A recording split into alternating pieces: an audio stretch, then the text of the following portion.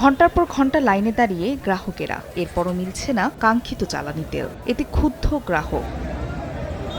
শুক্রবার সকালেও নরসিংদীর পাম্পগুলোতে ভিড় করেন যানবাহন চালকেরা। তবে তেল না পেয়ে অধিকাংশই ফিরে যান। তাদের অভিযোগ, পর্যাপ্ত জ্বালানির কথা সরকার বললেও মাঠ পর্যায়ে চিত্র ভিন্ন।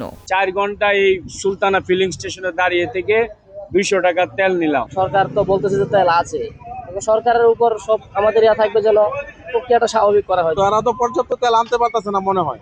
পর্যাপ্ত যদি থাকতো তাহলে আমাদেরকে দিত, এত সিরিয়াল তারা রাখতে হতো না। শরীয়তপুরে 6টি ফিলিং স্টেশনের একটিতেও নেই জ্বালানি তেল, অথচ জেলায় প্রতিদিন জ্বালানি তেলের চাহিদা রয়েছে প্রায় 70,000 লিটার।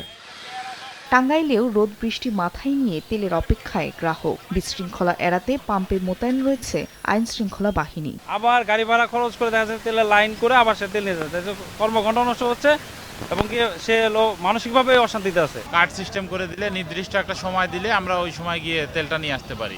এছাড়া মুন্সিগঞ্জের 19টি পেট্রোল পাম্পে নির্ধারিত পরিমাণ ও দামে বিক্রি হলেও খোলা বাজারে বেশি দামে জ্বালানি তেল মিলছে বলে অভিযোগ গ্রাহকদের।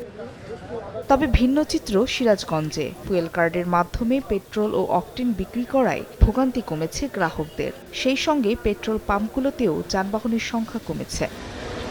ফাহরিয়া ফারজানা, সময় সংবাদ।